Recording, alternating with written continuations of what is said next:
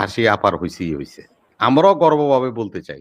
এরকম কথা বলার লোক তখন খুঁজে পাইবেন অনেক, অনেক, অনেক যথেষ্ট। অতএব এখানে সন্দিহান হওয়ার কোনো কারণ নেই। আমরা ইতিহাস থেকে শিক্ষা নিব। আপা যেগুলি করে গেছে আমরা ওগুলি ডায়েরিতে লিখে রাখছি।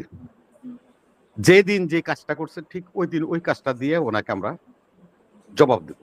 বা যে কথাটা বলেছেন এই একটা কথার উপরেই আমাদের আইসিটিতে যে ধারা আছে আদালত চলছে, সে ধারায় অন্য কারোই সাক্ষী প্রমাণের দরকার হয় না। শুধুমাত্র জাতিসংঘের প্রতিবেদনে যে কথাটা বলা আছে সে কথার উপরেই তাকে শাস্তি দেওয়া যাবে, সর্বোচ্চ শাস্তি পর্যন্ত দেওয়ার বিধান যেহেতু আছে আইসিটিতে তা দেওয়া সম্ভব। উপস্থিত ২ জন বিজ্ঞ আলোচক, একজন সাবেক সেনা কর্মকর্তা এবং বীর প্রতীক, আয়নাগরের বাসিন্দা, অন্যজন হলেন আমাদের শ্রদ্ধেয় শিক্ষক ডক্টর জিলুল হায়দার স্যার। আমি আপনাদের টিভির মাধ্যমে তাদেরকে শুভেচ্ছা জানাচ্ছি এই মাহে রমজানের।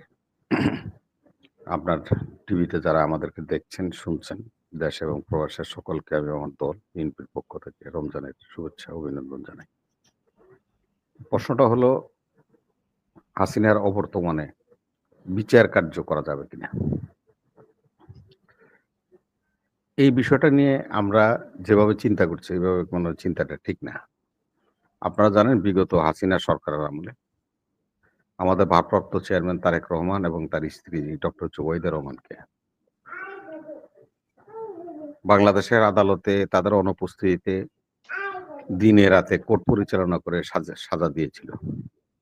সেটা যদি সম্ভব হয় তাহলে হাসিনা কেন বাংলাদেশের যে কোনো নাগরিক যে কোনো রাষ্ট্রে বা যেখানেই থাকুক না কেন আকাশে বাতাসে মাটিতে জলে স্থলে তার বিরুদ্ধে আইন ব্যবস্থা নিতে পারবে। এটার মধ্যে আর কোন রকম তর্ক বিতর্ক উপস্থাপন করার কোনো সুযোগ নেই। দ্বিতীয়, আপনার যে কথাটা বলছেন যে হাসিনার ফিরে আসা নিয়ে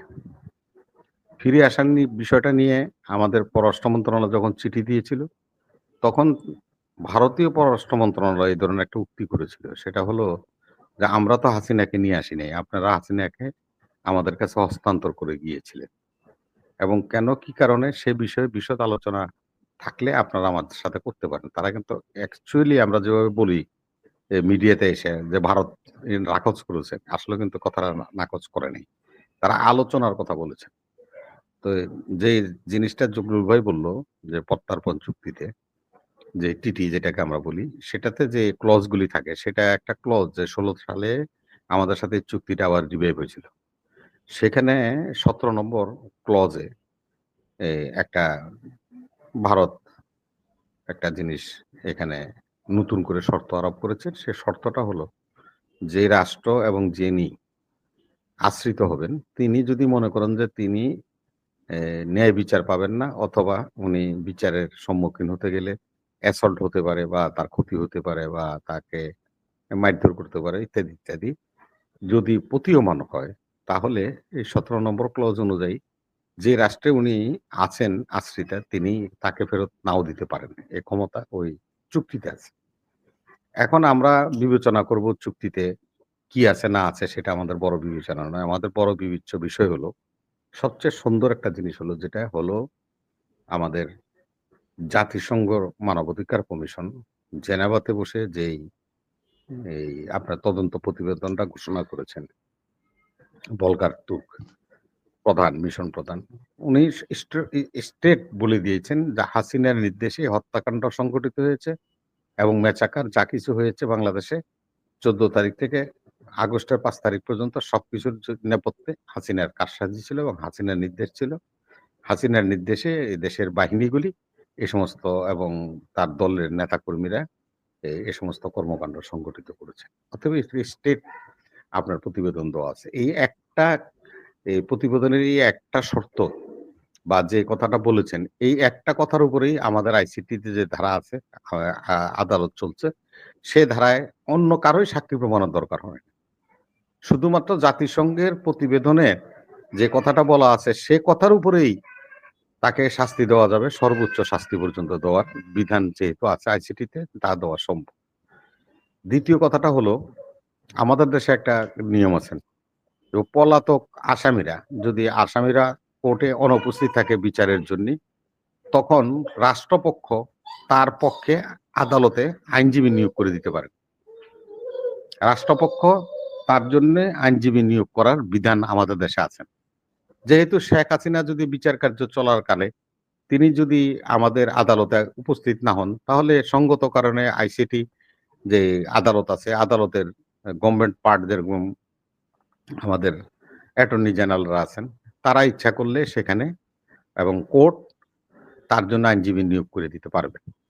যদি তার আইনজীবী যেই লিস্ট থাকবে সেই লিস্ট অনুযায়ী, এবং সরকার পক্ষ তাদের লিস্ট অনুযায়ী তারা আইনজীবী নিয়োগ করবেন, যে আইনজীবীরা পলাতক বন্দির পক্ষে আগ্রুমেন্ট করবেন এবং বিচার কার্যে সহযোগিতা করবেন। এই বিধান আমাদের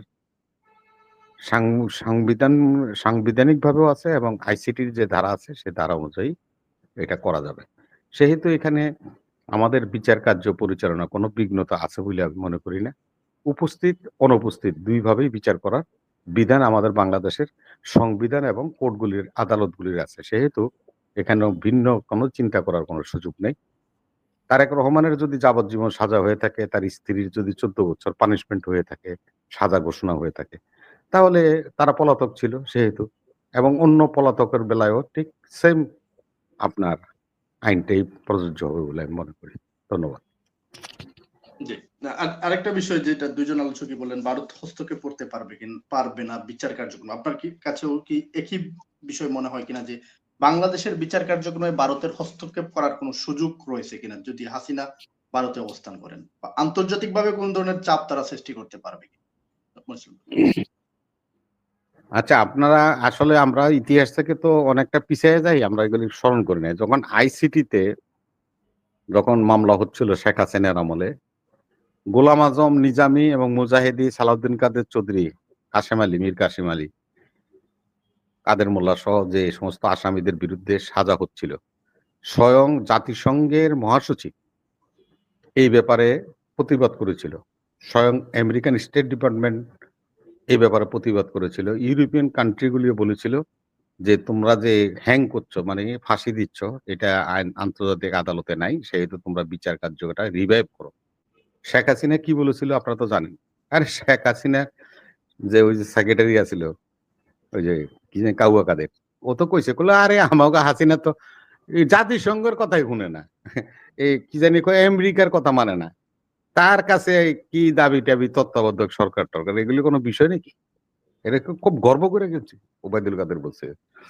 তখন যদি আপনার এই বিচারে জন্য যারা নাকি তদবির করেছিল হাসিনাকে, তারা সুপারিশ করেছিল, তারা বলেছিল, তাদের কথা হাসিনা মানে নাই, তাদের কথা এখন অন্য আরেকটা রাষ্ট্র আমাদের রাষ্ট্রের বিচার কার্য নিয়ে প্রশ্ন উত্থাপন করলে আমার সরকার মানবে বা জনগণ মানবে, মানার প্রশ্নই উঠে না।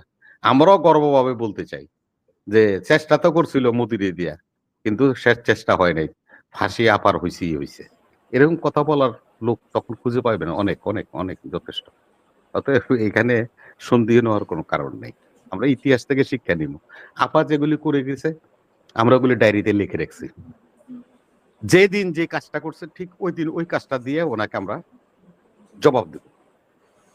ওই বিষয়ে আমরা, উনি যে কাজ করে গেছেন, যে বিষয়ে যে সমাধান দিয়ে গেছেন, ওই সমাধানের কাউন্টার সমাধানটা ইনশাল্লাহ আমরা আমাদের আদালতও দিবে, জনগণও দিবে, সরকারও দিবে। এখানে নিরুৎসাহিত হওয়ার কোনো কারণ আছে বলে আমি মনে করি না।